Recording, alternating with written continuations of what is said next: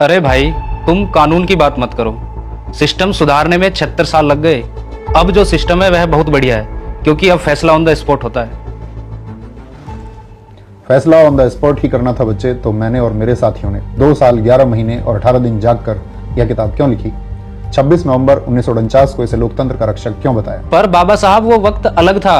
आज हमें संविधान से ज्यादा समाधान चाहिए। माफ करना, पर आपकी यह किताब कमजोर पड़ गई है, क्योंकि अपराधी छूट जाते हैं और गरीब तारीखों में पिस जाते हैं। संविधान कभी कमजोर नहीं हो सकता बच्चे, उसे चलाने वाले कमजोर या बेईमान हो सकते हैं। मैंने चेतावनी दी थी, संविधान चाहे कितना भी अच्छा क्यों ना हो, अगर उसे लागू करने वाले लोग बुरे होंगे तो वह अंततः बुरा साबित होगा। आज तुम जिस गुस्से में हो वो गुस्सा व्यवस्था के खिलाफ होना चाहिए था, लेकिन तुम्हें एक दूसरे के खिलाफ लड़वा दिया गया है। कोई नहीं लड़वा रहा, हम जाग गए हैं। हमें बताया जा रहा है कि हमारा धर्म खतरे में है, हमारी पहचान खतरे में है। खतरे में धर्म नहीं, खतरे में तुम्हारा विवेक है। मैंने सपना देखा था हम भारत के लोग, we the people of India का, लेकिन आज कहीं हिंदू है, कहीं मुस्लिम, तो कहीं दलित है।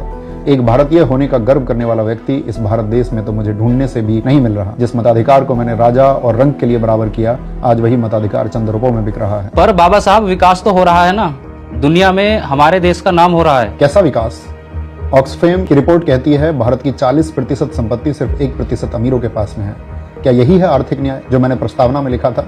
जब गरीब अस्पताल की चौखट पर दम तोड़ दे और अमीर पैसों के दम पर कानून बदलवा ले, तो समझ लेना उस दिन संविधान के एक पन्ने की हत्या हुई है। लेकिन लोग कहते हैं संविधान में विदेशी सोच है। यह तरक्की के बीच आ रहा है। विदेशी सोच?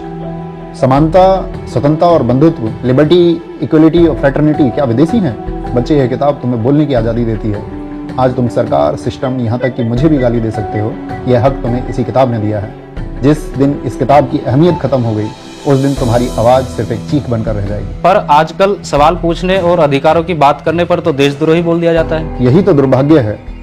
लोकतंत्र की इमारत 4 स्तंभों पर टिकी थी। पहली विधायिका संसद, जहां अब बहस नहीं सिर्फ शोर होता है। दूसरी कार्यपालिका, पुलिस और अधिकारी जिन्हें संविधान की रक्षा करनी थी पर वो सत्ता की रक्षा कर रहे हैं। तीसरी न्यायपालिका, कोर्ट, जिसे अव्यवस्था और दुर्व्यवहार के खिलाफ बोलना चाहिए पर वो अक्सर खामोश रहती है। और चौथा स्तंभ, मीडिया, जिसे सरकार का आईना बनना था लेकिन वो सरकार का भोंपू बन गया है।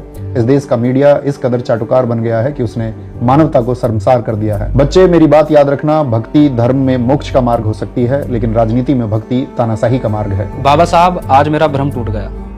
मुझे साफ दिख रहा है असली खतरा संविधान को नहीं, हमारी सोच को है। यह लड़ाई किसी पार्टी के खिलाफ नहीं, अपने अधिकार और वजूद बचाने के खिलाफ है। मैं वादा करता हूं, अब मैं भीड़ का हिस्सा नहीं, संविधान और लोकतंत्र का रक्षक बनूंगा। जिस दिन इस देश के लोग और युवा दूसरे के सारे पर नाचने से इनकार कर देंगे, उस दिन भारत के संविधान को कोई खतरा नहीं होगा। जय हिंद, जय संविधान।